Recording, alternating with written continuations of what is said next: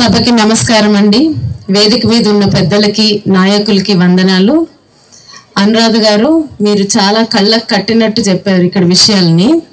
అది విన్నాక కొంచెం యాక్చువల్లీ నా మనసు బరువెక్కింది. అంటే ఇంత జరిగాక కూడా మనం ఇంకా చైతన్యపరిచి ఓటేయాలని అడుగుతున్నాము. ఇలా అంటే వీళ్ళు రెడీగా ఉండాలి. మే 13 ఎప్పుడు వస్తుందా, ఎప్పుడెళ్ళి ఈ పీడ విరగడ చేసుకుందామా అని రెడీగా ఉండాలి. ఉన్నారా మీరు? గట్టిగా చెప్పండి. ఓట్లు పడే సౌండ్ ఇది. అది సో ఇప్పుడు నేను ఇవాళ చేనేత వస్త్రాల గురించి తెలుసుకోవడానికి ఇవాళ ఇక్కడికి వస్తున్నానని తెలిసి నా పాటికి నేను ఉదయం వెళ్ళాను.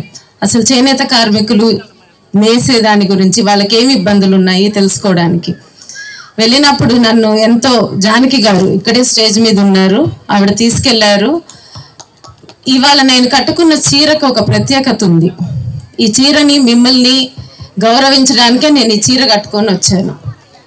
నాకు ఈ చీర వీవర్శాలలో మన లోకేష్ గారు స్థాపించి నా వీవర్శాలలో నాకు బహుమతిగా ఇచ్చారు. ఇవాళ ఉదయమే ఇది ఇచ్చింది నాకు. ఇది చూసారా మీ లూమ్, దీనితో నన్ను సత్కరించారు వెళ్ళినప్పుడు స్వాగతం పలికి. సో ఈ లూమ్ నుంచి ఈ చీర తయారు చేయడానికి ఎంతో మంది మధ్యలో కష్టపడుతున్నారు. ఆ కష్టాన్ని వాళ్ళు నేను కళ్ళారా చూశాను. అంటే చాలా వరకు మనం వీవర్సర్ అంటే మామూలుగా పట్టణాల్లో ఉన్న వాళ్ళకి అందరికీ మగ్గం వృత్తి అంతవరకు తెలుస్తుంది. మగ్గం మీద నేస్తారు, ఈ చీరకి చాలా విలువని. కానీ ఆ మగ్గం వరకు వచ్చే ముందు ఇంకా చాలా మంది కష్టపడుతున్నారు. దాని ముందు అంటే దీని ప్రాసెస్లో ఆ కాటన్ అంటే పత్తి నుంచి వచ్చే దానిని ఇలా లూమ్గా తయారు చేయటం, ఆ వచ్చిన దాన్ని బ్లీచ్ పెట్టి కలర్స్ వేయాలంటే వాళ్ళు ఆ బ్లీచ్ నీళ్ళల్లో నుంచొని కంటిన్యూస్గా ఆ కాటన్ని మంచిగా చేసుకోవాలి. అప్పుడే దానికి ఆ రంగు పడుతుంది. ఆ తర్వాత రంగు వేసేవాళ్ళు విపరీతమైన వేడి, యాసిడ్ అలాంటి పొగల మధ్య వాటికి రంగు, చీరకి రంగు వచ్చేటట్టు చేస్తున్నారు.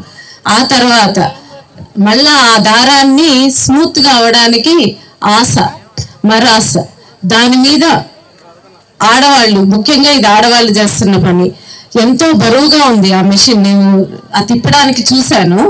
అలాంటి దాని మీద 2 గంటలు ఉంటే గానీ వాళ్ళకి ఆ రోజుకి ఒక ఇది తయారవుతుంది. సో అది తయారు చేస్తున్నారు ఏంటి వాళ్ళ వేరే పనుల మధ్య. అక్కడి నుంచి మళ్ళా దీన్ని పొడవు దానికి అంటే ఒక నేయటానికి ఈ చీర పొడవు ఉంటుంది కదండి, ఆ పొడవుని మళ్ళీ దాన్ని తయారు చేయాలి. మధ్యలో దానికి గంజి, దానికి దువ్వటం, ఇంత ప్రాసెస్ చేశాక మనం ఇంత హాయిగా ఈ చీర కట్టుకోగలుగుతున్నాం. సో ఈ చీరకి, ఈ చీర నేసిన వాళ్ళందరికీ శతకోటి వందనాలు. సో ఇది చాలా గర్వంగా అనిపిస్తుంది. అంటే మనకి ఇంకా వృత్తి ఉన్న వాళ్ళు ఉన్నారు, మనం అది దాన్ని నిలుపుతున్నారు వాళ్ళు అని. కానీ ఆ వృత్తి చేసే వాళ్ళ పరిస్థితులు మాత్రం బాగోలేదు. సో ఇప్పుడు ఉన్న ప్రభుత్వాలు అంటే ఇప్పుడు నేను ఉన్న ప్రభుత్వం అంటే అసలు ఇప్పుడు ఉన్నది ప్రభుత్వమే కాదనేది నా ఉద్దేశం. రాబోయే ప్రభుత్వాలు ఎవరైనా దీన్ని మంచిగా చూసుకొని దాన్ని కాపాడుకోవాలి, ఆ వృత్తి విద్యలు ఉన్న వాళ్ళని నిలబెట్టుకోవాలి. సో ఈ చేసిన మిగతా వాళ్ళని కూడా వాళ్ళకి ఆసరా కావాలి. సో వాళ్ళు నేను వెళ్ళినప్పుడు అడుగుతున్నారు, అంటే నేను వాళ్ళతో మాట్లాడుతూ ఉన్నాను ఇబ్బందుల గురించి, హెల్త్ ఇష్యూస్. నేను డాక్టర్ని కాబట్టి ఫస్ట్ అదే అడిగా, మీకు ఆరోగ్యంగా ఎలా ఉంటున్నారు, వాళ్ళ బ్లీచ్లో యాసిడ్ పక్కన ఉంటే. సో వాళ్ళు చాలా తొందరగా ఏజ్ వచ్చేస్తుంది వాళ్ళకి. ఈ పనులు చిన్నప్పటి నుంచి చేయడం వల్ల చాలా త్వరగా వాళ్ళకి ఏజ్ వస్తుంది. అందుకే మనం మేనిఫెస్టోలో చూస్తాం 40 ఏళ్ళకి పెన్షన్, 50 ఏళ్ళకి పెన్షన్లని. అది కారణం. సో మనం అవి తెలుసుకోవాలి ఎందుకు పెడుతున్నారు నాయకులు అనేది. సో 50 ఏళ్ళకి కొన్ని వృత్తులు చేసుకునే వాళ్ళకి అంతకన్నా చేయలేరు.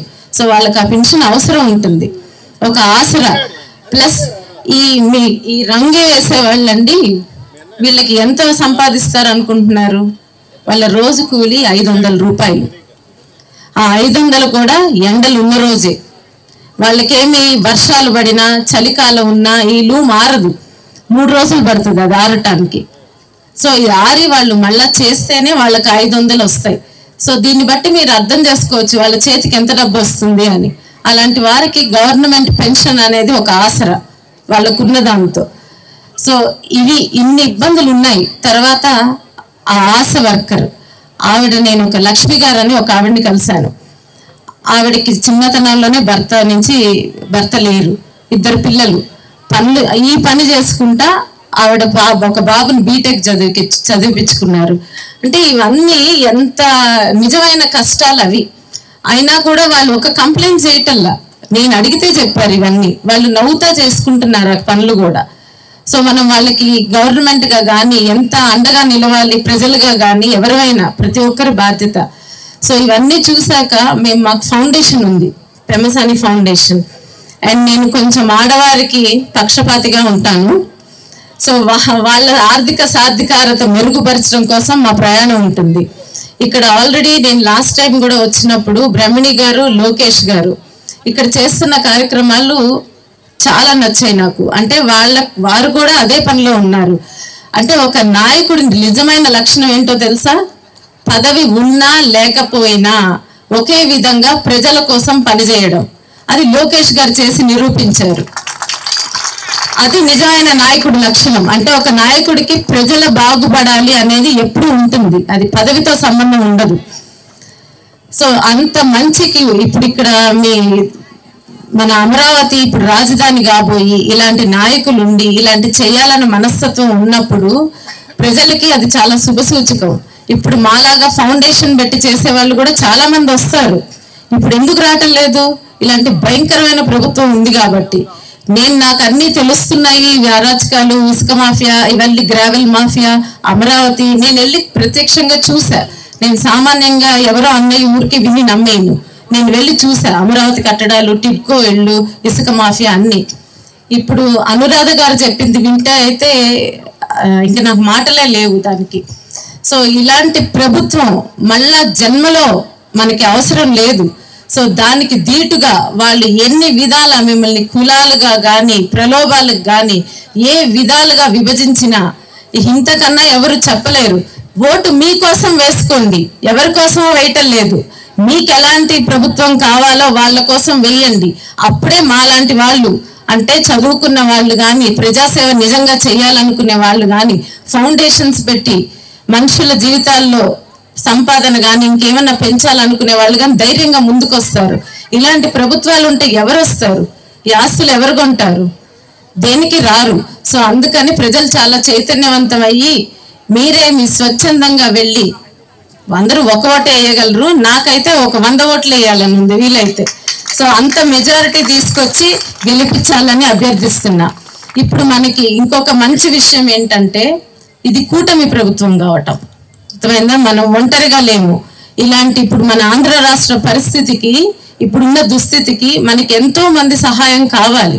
సో మన నాయకులు, కార్యకర్తలు ఎంతో త్యాగాలు చేసి సర్దుబాట్లు చేసుకొని ఈ కూటమి ప్రభుత్వాన్ని నిలబెట్టారు. అంత తేలిక కాదండి. ఇంట్లోనే ఎన్నో మనం ఒకసారి తల్లికి పుట్టిన పిల్లలమే కొట్టుకుంటాం.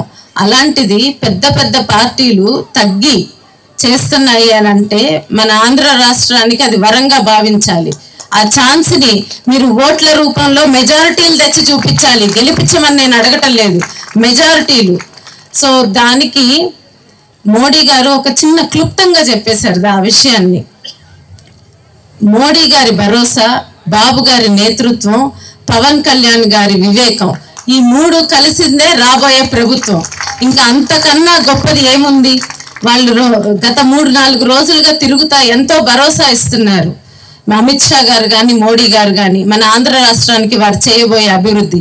అమరావతియే రాజధాని, పోలవరంని 2 సంవత్సరాల్లో కంప్లీట్ చేస్తాము, ఇక్కడ పోర్ట్స్ బిల్డ్ చేస్తాము, హైవేస్ బిల్డ్ చేస్తాము. ఈ ప్రభుత్వం ఉంటే అభివృద్ధే లేదు. అలాగే ఇప్పుడు మీరు చెప్పారు చూడండి, ఈ ఘోరాలు చేసిన నాయకుల్ని ఆయన ఇవాళ క్లియర్ గా చెప్పారు మోడీ గారు. ఈ ప్రభుత్వంలో ఇలాంటి పనులు చేసిన వాళ్ళని ఎన్డీఏ కూటమి వదిలిపెట్టదు అని. సో ఇంత భరోసా ఇచ్చాక మనం చేయాల్సిన చిన్న పని ఓటేయడం, మెజారిటీలు తెప్పియటం.